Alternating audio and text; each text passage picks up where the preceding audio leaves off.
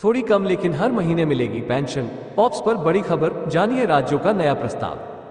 पुरानी पेंशन योजना ऑप्स को दोबारा लागू करने की मांग पूरे देश में जोर पकड़ रही है। राजस्थान, छत्तीसगढ़, झारखंड, पंजाब और हिमाचल प्रदेश ऐसे राज्य हैं जहां पहले ही ओल्ड पेंशन स्कीम लागू ऑप्स कर दी गई है।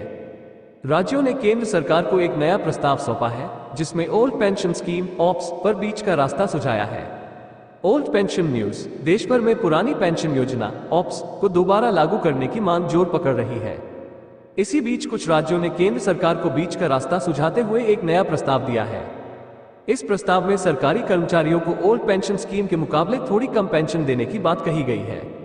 लेकिन महत्वपूर्ण बात यह है कि कर्मचारियों को ऑप्स की ही तरह हर महीने नियमित पेंशन मिलती रहेगी।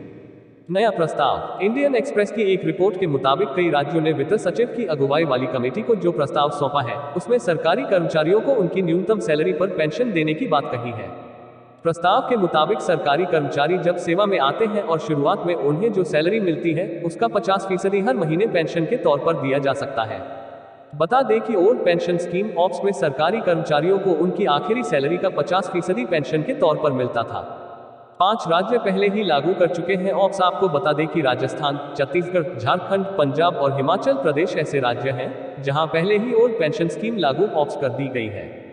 इसी साल मार्च में बीजेपी शिवसेना की अगुवाई वाली महाराष्ट्र सरकार ने भी सैद्धांतिक तौर पर ऐसे सरकारी कर्मचारियों को ओल्ड पेंशन स्कीम का लाभ देने को मंजूरी दे दी थी जिन्हें अभी एनपीएस का लाभ मिलता है। योजना पुरानी पेंशन योजना ओल्ड पेंशन स्कीम के तहत सरकारी कर्मचारियों को रिटायरमेंट के बाद उनकी आखिरी सैलरी का 50% पेंशन के तौर पर मिलता था। जीपीएफ का भी प्रावधान था। साल 2004 में एनडीए सरकार ने ओल्ड पेंशन स्कीम खत्म कर दी थी और इसकी जगह एनपीएस नेशनल पेंशन सिस्टम लेकर आई थी। इसी साल मार्च में केंद्र सरकार ने संसद में कहा था कि उसकी ओल्ड पेंशन स्कीम को दोबारा लागू करने की कोई योजना नहीं है। सरकार ने इसी बीच ऐसे सरकारी कर्मचारियों को ओल्ड पेंशन स्कीम चुनने का एक मौका दिया था जिनकी नौकरी का नोटिफिकेशन दिसंबर 2003 से पहले आया था। केंद्र सरकार ने बनाई है कमेटी। हाल के महीनों में देश भर में ऑप्स की मांग जोर पकड़ रही है। कुछ राज्यों द्वारा दोबारा पुरानी पेंशन योजना ऑप्स में लौटने के बाद केंद्र सरकार ने मौजूदा पेंशन सिस्टम की समीक्षा के लिए कमेटी भी गठित की है। 4 सदस्यीय इस कमेटी की अगुवाई वित्त सचिव टीवी सोमनाथन कर रहे हैं।